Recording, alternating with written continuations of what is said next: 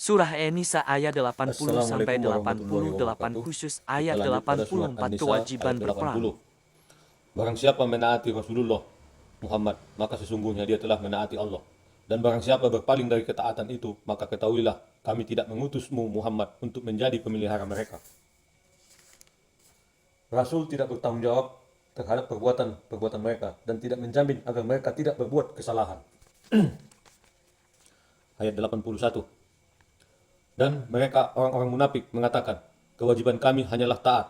Tetapi apabila mereka telah pergi dari sisimu Muhammad, sebagian dari mereka mengatur siasat di malam hari, mengambil keputusan lain dari yang telah dikatakan tadi. Allah mencatat siasat yang mereka atur di malam hari itu.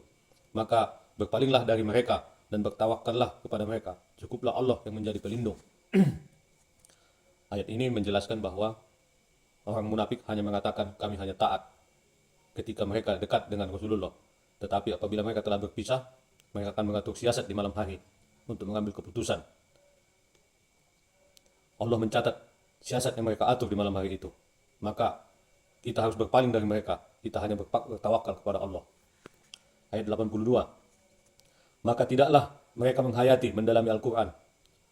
Sekiranya Al-Quran itu bukan dari Allah, pasti mereka menemukan banyak hal yang bertentangan di dalamnya. Ayat 83. Dan apabila sampai kepada mereka suatu berita tentang keamanan ataupun ketakutan, mereka langsung menyerahkannya. Padahal apabila mereka menyerahkannya kepada Rasulullah dan ulil amri di antara mereka, tentulah orang-orang yang ingin mengetahui kebenarannya akan mengetahuinya secara resmi dari mereka Rasul dan ulil amri. Sekiranya bukan karena karunia dan rahmat Allah kepadamu, tentulah kamu mengikuti setan, kecuali sebagian kecil saja di antara kamu. Asbabun Nuzul ayat 83.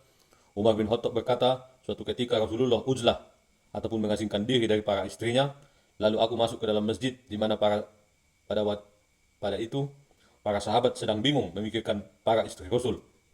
Mereka bercerita bahwa Rasul telah menceraikan para istrinya.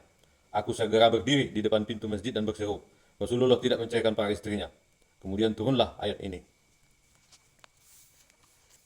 Ayat 84. Maka berperanglah engkau Muhammad di jalan Allah. Engkau tidaklah dibebani melainkan atas dirimu sendiri. Kobarkanlah semangat orang-orang beriman untuk berperang. Mudah-mudahan Allah menolak ataupun mematahkan serangan orang-orang kafir itu. Allah sangat besar kekuatannya dan sangat keras siksanya. Ini artinya bahwa berperang itu adalah fardu ain, kewajiban atas diri kita sendiri. Asbabun Nuzul ayat 84. Bara mengatakan bahwa ayat ini diturunkan berkenaan dengan Rasulullah yang mempersiapkan pasukan untuk menghadapi pasukan Quraisy di Badar. Kaum muslimin sangat bersemangat mengerahkan semua harta dan jiwa mereka melakukan peperangan. Hadis riwayat Ibnu Mardawai. Ayat 85. Barang siapa memberi pertolongan dengan pertolongan yang baik, niscaya dia akan memperoleh bagian dari pahalanya. Dan barang siapa memberi pertolongan dengan pertolongan yang buruk, niscaya dia akan memikul bagian dari dosanya. Allah Maha Kuasa atas segala sesuatu. Asbabun Nuzul ayat 85. Mujahid mengatakan bahwa ayat ini diturunkan berkenaan dengan macam-macam kebiasaan yang berkembang di kalangan bangsa Arab. Ada yang berlandaskan Islam, ada pula yang meneruskan kebiasaan jahiliyah. Hadis riwayat Ibnu Mardawai. 86.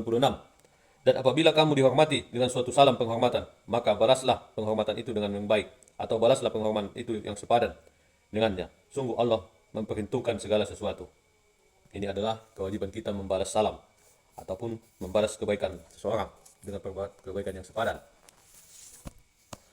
Ayat 87. Allah tiada Tuhan selain Dia. Dia pasti akan mengumpulkan kamu pada hari kiamat yang tidak diragukan terjadinya. Siapakah yang lebih benar perkataannya daripada Allah? Ayat 88. Maka mengapa kamu terpecah menjadi dua golongan dalam menghadapi orang-orang munafik, padahal Allah telah mengembalikan mereka kepada kekafiran disebabkan usaha mereka sendiri? Apakah kamu bermaksud memberi petunjuk kepada seseorang yang telah dibiarkan sesat oleh Allah? Barang siapa dibiarkan sesat oleh Allah, kamu tidak akan mendapatkan jalan untuk memberi petunjuk baginya. Asbabun Nuzul ayat 88. Zaid bin Sabit menjelaskan bahwa ayat ini diturunkan berkenaan dengan segolongan orang dari kaum muslimin, yaitu kaum munafikin yang mengikuti Rasulullah pergi menuju Uhud untuk berperang. Namun di tengah perjalanan mereka lebih memilih kembali pulang dan tidak mengikuti peperangan. Menyikapi hal tersebut, para sahabat terbagi menjadi dua golongan. Yang satu berpendapat mereka itu kembali wajib dibunuh, sedangkan yang lain berpendapat mereka jangan dibunuh. Arti dari ayat Asbabun Nuzul 88 ini adalah bahwa mereka yang melarikan diri melepaskan diri dari peperangan setelah berangkat menuju peperangan adalah termasuk orang-orang yang sesat. Dalam ayat ini dijelaskan Allah mengembalikan mereka kepada kekafiran. Barang siapa dibiarkan sesat oleh Allah, kamu tidak akan mendapatkan jalan untuk memberi petunjuk baginya. Inilah akhir dari ayat 88. Demikian. Assalamualaikum warahmatullahi wabarakatuh. Surah An-Nisa 89-92 sikap terhadap orang kafir. Mereka ingin agar kamu menjadi kafir, sebagaimana mereka telah menjadi kafir, sehingga kamu menjadi sama dengan mereka. Janganlah kamu jadikan di antara mereka sebagai teman-temanmu, sebelum mereka berpindah pada jalan Allah. Apabila mereka berpaling, maka tawanlah mereka, dan bunuhlah mereka dimanapun mereka kamu temukan. Dan janganlah kamu jadikan seorang pun di antara mereka sebagai teman setia dan penolong. Ayat 90.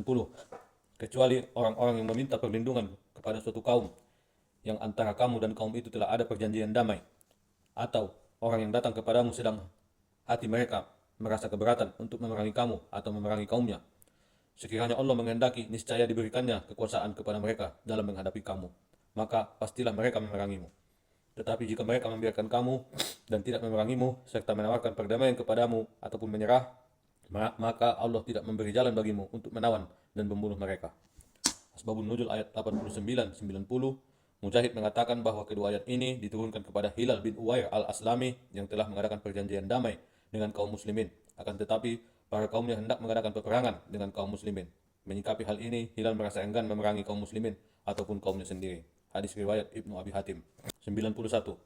Kelak akan kamu dapati golongan-golongan yang lain yang menginginkan agar mereka hidup aman bersamamu dan aman pula bersama kaumnya. Setiap kali mereka diajak kembali kepada fitnah ataupun syirik, mereka pun terjun ke dalamnya. Karena itu, jika mereka tidak membiarkan kamu dan tidak mau menawarkan perdamaian dengan kamu, serta tidak menahan tangan mereka dari memerangimu, maka tawanlah mereka dan bunuhlah mereka di mana saja kamu temui. Dan merekalah orang yang kami berikan kepadamu alasan yang nyata untuk memerangi, menawan, dan membunuh mereka.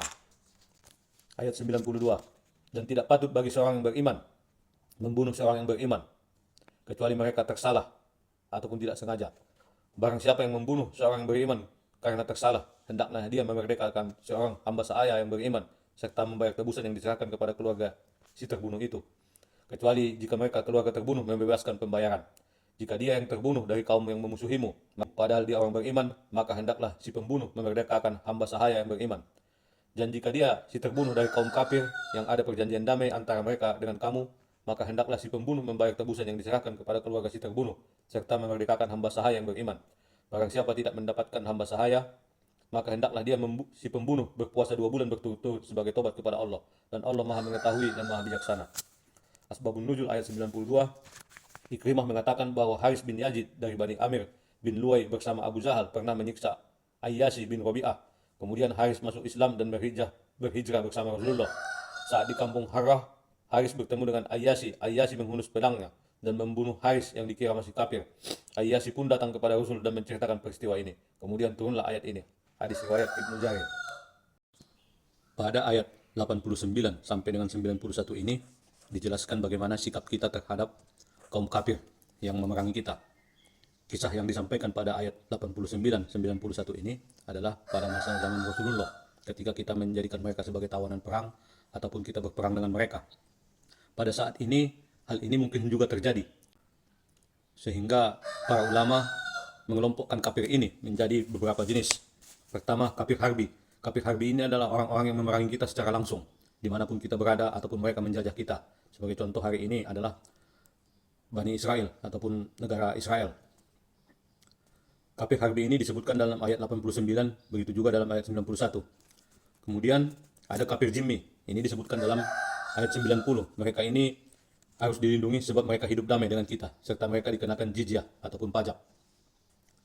Kemudian ada jenis yang ketiga, ada kafir mualid. Kafir yang hidup dengan kita karena ada perjanjian damai ataupun gencatan senjata. Kemudian ada kafir mustaman. Kafir jaminan keamanan kepada mereka dikenakan sementara. Ini adalah ketika mereka mungkin menjadi tawanan perang ataupun menjadi tamu. Jadi sikap kita terhadap kaum kafir ini sudah jelas diatur di dalam ayat 89 sampai dengan 91, sehingga mereka juga harus kita kelompokkan menjadi ada kafir harbi yang memerangi kita secara langsung, kemudian ada kafir zimmi yang hidup damai dengan kita, kemudian ada kafir mualid, dalam gencatan senjata, kemudian ada kafir mustaman atau dalam posisi keadaan tawanan perang. Demikian akhir dari ayat 91, dilanjutkan kepada ayat 92 yang menyatakan bahwa ada suatu kejadian yang menyatakan bahwa Haris bertemu dengan Ayyasi. Ayyasi mengurus perang kepadanya dan membunuh Haris yang dikiranya masih kafir. Ayyasi pun datang kepada Rasulullah dan menceritakan peristiwa itu.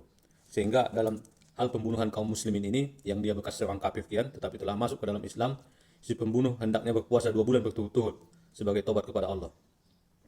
Demikian, ataupun membebaskan seorang hamba sahaya yang beriman. Demikian. Assalamualaikum warahmatullahi wabarakatuh.